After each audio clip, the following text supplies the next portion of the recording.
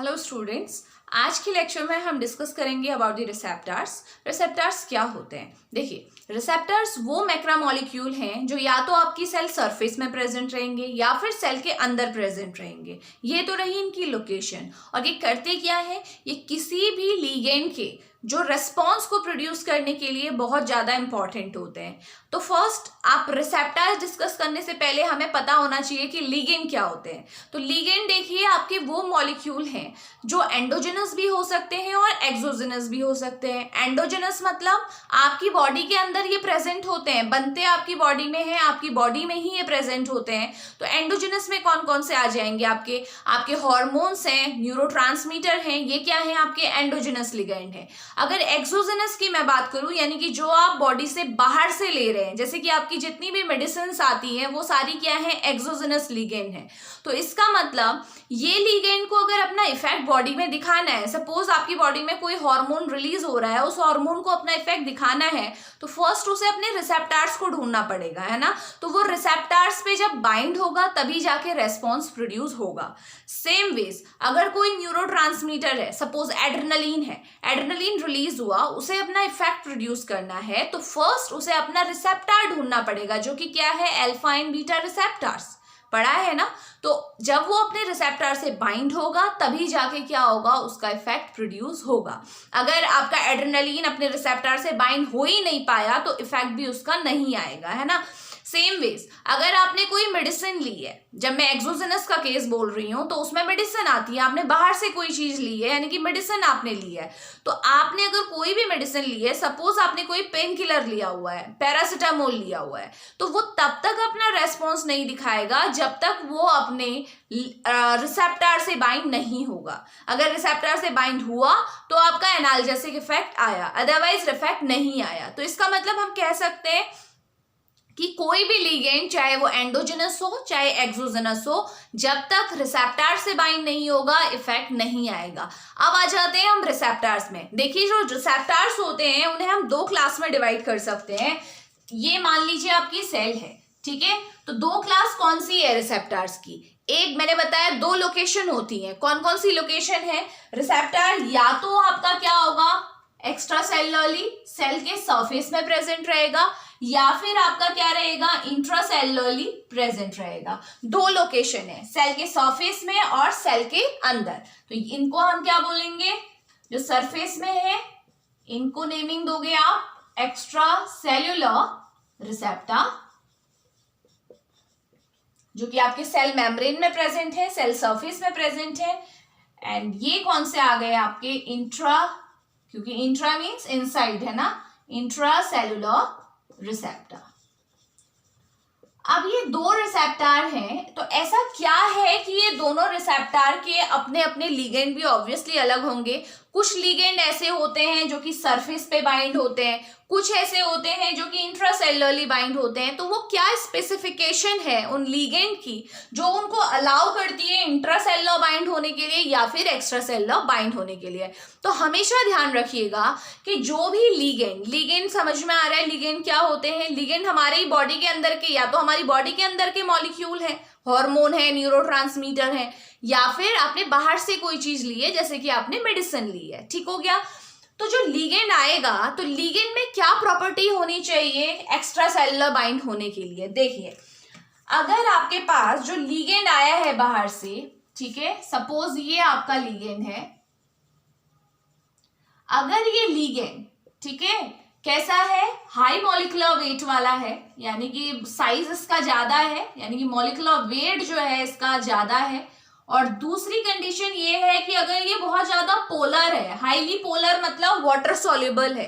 तो हमेशा ध्यान रखिएगा, अगर ऐसा केस है, ये जो लिगेंड है वो हाई मॉलिक्यूलर वेट है प्लस पोलर है, तो ऐसे केस में हमेशा ये सेल मेम्ब्रेन में प्रेजेंट रिसेप्टर से ही बाइंड होगा। क्यों? क्योंकि इस मेम्ब्रेन को हमें पता है हमारी सेल मेम्ब्रेन कैसी है, लिपोइडल है, फॉस्फोलिपिड की बनी है। तो अब आप खुद सोचिए कि अगर ये मॉलिक्यूल का वेट ज्यादा है, पहली बात तो, ठीक है, वेट जिसका ज्यादा होता है वो हमारे पोर्स से जाता भी नहीं है। सेकेंड, बहुत ज्यादा पोलर है, यानी कि वाटर सॉल्युबल है। तो वाटर सॉल्युबल मॉलिक्यूल कैसे लिपिड मेम्ब्रेन से क्रॉस करेगा? नहीं कर सकता ना। इसी वजह से अगर ऐसा कोई भी मॉलिक्यूल है, कोई भी ऐसा लीगेंड है जिसका मॉलिक्यूलर वेट बहुत ज्यादा है और साथ ही साथ वो हाईली पोलर है यानी कि वाटर सॉल्युबल है, तो ऐसे मॉलिक्यूल हमेशा कहाँ पे बाइंड होते हैं, एक्स्ट्रा सेलुलर रिसेप्टर से बाइंड होते हैं। यही रीजन है कि इनके रिसेप्टर कहाँ प्रेजेंट होते हैं, एक्स्ट्रा सेलुलरली यानी कि सेल मेम्ब्रेन में प्रेजेंट रहेंगे, सेल सरफेस में प्रेजेंट रहेंगे। ये बात क्लियर होनी चाहिए कि क्यों ऐसा है कि ऐसे मॉलिक्यूल्स के रिसेप्टर सेल सरफेस में प्रेजेंट होते हैं। ठीक है, क्योंकि आपकी बॉडी हाईली स्पेशलाइज्ड है। जब पता है कि भाई ये मॉलिक्यूल आएंगे, इनके रिसेप्टर के अंदर होने से तो कोई फायदा ही नहीं था, क्योंकि पता था ये आएंगे मॉलिक्यूल, ये अंदर आ ही नहीं सकते, इस रिसेप्टर पे बाइंड हो ही नहीं सकते। इसीलिए नेचुरली आपकी बॉडी में जो इनके रिसेप्टर्स होंगे वो कहाँ पे प्रेजेंट होंगे, सेल सरफेस में। क्लियर है? तो ऐसे कौन से मॉलिक्यूल होंगे, ये एग्जाम्पल अगर हम देने चाहें तो आपकी बॉडी में जितने भी पेप्टाइड्स होते हैं, ठीक है, पेप्टाइड्स में आपका आ जाएगा जितने भी आपके हार्मोन्स आप जनरली बोलते हैं, जैसे कि हमारे हार्मोन हो गया, हमारा इंसुलिन है आपका, ठीक है, इसके साथ और भी हार्मोन्स आप इसमें इंक्लूड कर सकते हो। यानी कि हाई मॉलिक्यूलर वेट होना मतलब जो लॉन्ग चेन पेप्टाइड्स की रहेगी, अमीनो एसिड का बहुत ज्यादा सीक्वेंस, वही तो पेप्टाइड है ना। अमीनो एसिड आपस में किससे जुड़े हुए हैं, पेप्टाइड बॉन्ड से। तो जितने भी पेप्टाइड्स होते हैं जनरली वो आपके क्या होते हैं, हमेशा सेल सरफेस में ही बाइंड होंगे। ठीक है, अब दूसरी बात ये आती है कि अब मॉलिक्यूल में ऐसी क्या खासियत होनी चाहिए कि वो इंट्रासेलुलर रिसेप्टर से बाइंड हो रहा है। ठीक है, तो देखिए ये मान लीजिए सपोज ये वो आपका मॉलिक्यूल है जिसे बाइंड होना है, ये मॉलिक्यूल है, ठीक है, इसे यहां जाके बाइंड होना है। तो इस मॉलिक्यूल में क्या क्या आपकी खासियत होनी चाहिए, तो इसका जस्ट अपोजिट हो जाएगा। फर्स्ट, इसका जो मॉलिक्यूलर वेट है ये क्या होना चाहिए, आपका कम होना चाहिए, क्योंकि क्रॉस करना है इसे मेम्ब्रेन को। एंड सेकेंड, ये क्या होना चाहिए आपका, नॉन पोलर, यानी कि ये होना चाहिए lipid soluble, highly lipid soluble होगा तभी ये मेम्ब्रेन को क्रॉस कर पाएगा। यानी कि उन आपके आप बोल सकते हो उन लिगेंड के रिसेप्टर इंट्रासेलुलरली प्रेजेंट होते हैं जो क्या होते हैं, खुद में लो मॉलिक्यूलर वेट वाले होते हैं और साथ ही साथ लिपिड सॉल्युबल होते हैं। और ध्यान रखिएगा जितने भी हमारे आप बोल सकते हो ऐसे आपके पास मॉलिक्यूल आपको दिमाग में आ रहे हो जिनमें आपकी कोलेस्ट्रॉल की मॉइटी होती है, क्योंकि कोलेस्ट्रॉल आपको पता है लिपिड का ही आपका एक कॉम्पोनेंट है, तो ऐसे कोई भी अगर आपको मॉलिक्यूल आ रहे हैं ध्यान में आपकी बॉडी के अंदर प्रेजेंट है, तो वो सारे आपके क्या होंगे, उनके जो रिसेप्टर्स होंगे वो इंट्रासेलुलर ही होंगे क्योंकि वो लिपिड सॉल्युबल है। तो इसमें आप एग्जांपल लिख सकते हो आपके जितने भी आपके स्टेरॉइड हार्मोन हैं, ठीक है, स्टेरॉइडल हार्मोन, चाहे आपका ऑस्ट्रोजन है, प्रोजेस्टेरॉन है, एंड्रोजन है, ये सारे के सारे क्या होते हैं आपके स्टेरॉइडल, क्योंकि इनमें स्टेरॉइड की रिंग है। और आप जानते हो स्टेरॉइड्स की बायोसिंथेसिस कहाँ से होती है, कोलेस्ट्रॉल से होती है ऑब्वियसली। तो कोलेस्ट्रॉल इसका क्या है आपका, आप बोल सकते हो प्रिकर्सर मॉलिक्यूल है, इसीलिए क्या होंगे जितने भी आपके स्टेरॉइडल हार्मोन होते हैं they are highly lipid soluble, इसीलिए इनके रिसेप्टर्स कहाँ होते हैं आपके इंट्रासेलुलरली प्रेजेंट होते हैं। तो ओवरऑल अगर आप देखें तो हमें समझ में आ गया कि भी रिसेप्टर्स की दो लोकेशन है, इधर एक्स्ट्रासेलुलरली इनकी प्रेजेंस रहेगी और इंट्रासेलुलरली इनकी प्रेजेंस रहेगी। दोनों की स्पेसिफिकेशन बिल्कुल क्लियर है कि कौन सा एक्स्ट्रासेलुलर रिसेप्टर उन्हीं लिगेंड के होंगे जो कि हाई मॉलिक्यूलर वेट हैं और पोलर हैं, जैसे कि पेप्टाइड। ऐसे जो भी मॉलिक्यूल आपके दिमाग में आ रहे हैं जिनमें आपकी, जैसे अगर मैं बात करूं एड्रेनलिन है, नॉर एड्रेनलिन है, 5-HT है, ये सारे आपके क्या हैं, अमीनो एसिड के सीक्वेंस से मिलके बने हुए हैं।